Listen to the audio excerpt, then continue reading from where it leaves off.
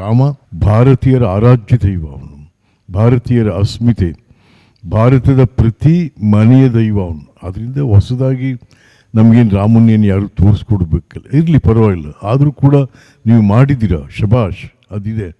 But ಅದೇ ಅಲ್ಲ, ಇವತ್ತು ನಮಗೆ ನಮ್ಮ ಕಷ್ಟ ಸುಖಗಳು, ನಮ್ಮ ಆರ್ಥಿಕ ಸಂಕಷ್ಟಗಳು, ಸಾಮಾನ್ಯ ಜನರ ಪರಿಸ್ಥಿತಿಗಳ ಬಗ್ಗೆ ಇವತ್ತು ಕೇಂದ್ರ ಸರ್ಕಾರ ಮೋದಿಯವರು ಹೆಚ್ಚು ಗಮನವನ್ನು ಕೊಡಬೇಕಾಗುತ್ತೆ, ಹೆಚ್ಚು ಗಮನವನ್ನು ಅಲ್ಲಿಗೆ ನೀವು ಕೊಡಬೇಕಾಗ್ತದೆ. ಹಾಗಾಗಿ ಯಾಕೆ ಅಂತಂದರೆ ನಮ್ಮ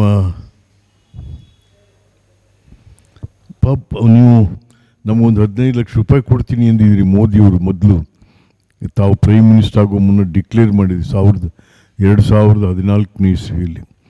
ಕೊಡಿಸಿ ದಯವಿಟ್ಟು, ಮೋದಿಯವರೇ ದಯವಿಟ್ಟು ಕೊಡಿಸಿ. ಭಾಳ ಕಷ್ಟದಲ್ಲಿದ್ದಾರೆ ಜನಗಳು. ಒಂದು 15 ಲಕ್ಷ ರೂಪಾಯಿ ಕೊಟ್ಟರೆ ನೀವು ಅವ್ರು ಸಾಲ ಸೋಲ ಮಾಡ್ಕೊಂಡೇನೋ ಆಗ್ತದೆ. ಯಾಕೆಂದರೆ ನಿಮಗೆ ಗೊತ್ತಿದೆ, ಅದು ನಿಮಗೆ ಗೊತ್ತಿರೋದ್ರಿಂದ ಅದನ್ನು ಹೇಳಿದ್ದೀರಿ. ಅದು ನೀವೇ ಹೇಳಿರೋ ಮಾತು. 15 ಲಕ್ಷ ರೂಪಾಯಿ ಪ್ರತಿ ಪ್ರಜೆಗೂ ಹಾಕ್ತೀನಿ ನಾನು. ನಮ್ಮ ದುಡ್ಡು ಬೇರೆ ಬೇರೆ ದೇಶದಲ್ಲಿ, ಆ ದುಡ್ಡೆಲ್ಲ ತಂದು ನಾನು ನಿಮಗೆ ಆರ್ಥಿಕವಾಗಿ ಬಲ ಮಾಡ್ತೀನಿ. ಏನಾಯಿತು? ಮಾಡಿ, ದಯವಿಟ್ಟು ಮಾಡಬೇಕು ನೀವು ಇದನ್ನು. ನೀವೇ ಕೊಟ್ಟಿರುವಂಥ ಆಶ್ವಾಸನೆ ಇತ್ತು.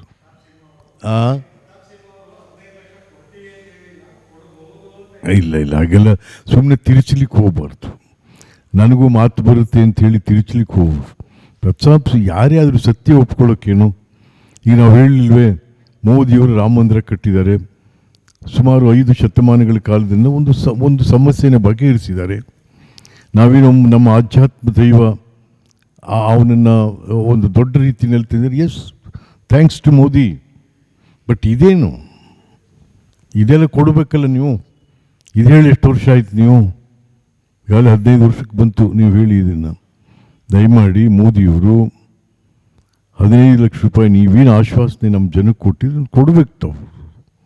ಅದ್ರ ಜೊತೆಗೆ ಇನ್ನೂ ಏನೇನೋ ಹೇಳಿದಿರಿ ನೀವು, ಅದೆಲ್ಲ ಕೊಡಬೇಕು ನಮಗೆ. ಯಾಕೆಂದರೆ ಜನರು ಕಷ್ಟದಲ್ಲಿದ್ದಾರೆ. ಭಾಳ ಜನ ಇವತ್ತು ಸುಸ್ತಾಗ್ತಾ ಇದ್ದಾರೆ. ಮಕ್ಕಳು ಫೀಸ್ ಕಟ್ಟೋಕ್ಕಾಗ್ತಾ ಇಲ್ಲ, ಸರ್ಕಾರಿ ಶಾಲೆ ಬಾಗಿಲಾಗ್ತಾ ಇದ್ದಾವೆ, ಆರೋಗ್ಯಕ್ಕೆ ದುಡ್ಡು ಸಿಗ್ತಾ ಇಲ್ಲ. ದಯವಿಟ್ಟು ಇದನ್ನೆಲ್ಲ ನೀವು ಬಗೆಹರಿಸ್ಬೇಕು. ಮತ್ತು ಅದ್ರ ಜೊತೆಗೆ ಸಾಲ ಹೋಯ್ತಾನೇ ಇದೆ, ಲಕ್ಷಾಂತರ ಕೋಟಿ ಸಾಲ ಹೋಗ್ತಾ ಇದೆ. ಎಲ್ಲೋದ್ರು ನೀರವ್ ಮೋದಿ ಎಲ್ಲ, ಎಲ್ಲೋದ್ರು ಮೋದಿಯವರೇ, ಎಲ್ಲೋದ್ರು? ಈ ದೇಶದ ದುಡ್ಡು ಹೊತ್ಕೊಂಡೋಗಿದಾರಲ್ಲ, ಅವ್ರು ಎಳ್ಕೊಂಬತ್ತೀನಿ ಅಂದ್ರಿ ನೀವು. ಅವ್ರನ್ನಾರು ಎಳ್ಕೊಂಬರ್ರಿ, ಅವ್ರ ತವೇನದ ಈಸ್ಕೇಳಿ.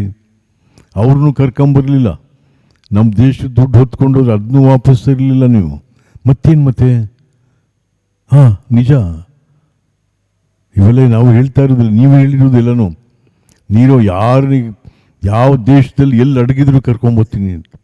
ಪಾಪ ನಮ್ಮ ರಾಜ್ಯದ ಮಲ್ಯ, ನನ್ನನ್ನು ಬಿಡಿ, ನನ್ನನ್ನು ಅಲ್ಲಿ ಹೋಗಿ ಏನೋ ನಾನು ತೀರಿಸ್ತೀನಿ, ಏನಾದರೂ ಮಾರಿ ಅಂದರೆ ಅವ್ರನ್ನ ಬಿಡ್ತಾ ಇಲ್ಲ ನೀವು, ಅವ್ರನ್ನ ಬಿಡ್ತಾ ಇಲ್ಲ.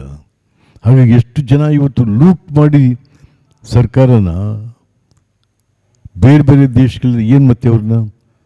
ಮತ್ತು ನಿಮ್ಮ ಆಡಳಿತದ ನೀತಿ ಏನು? ಇದೇನು ಆಡಳಿತ? No, you are going weaker in the administration.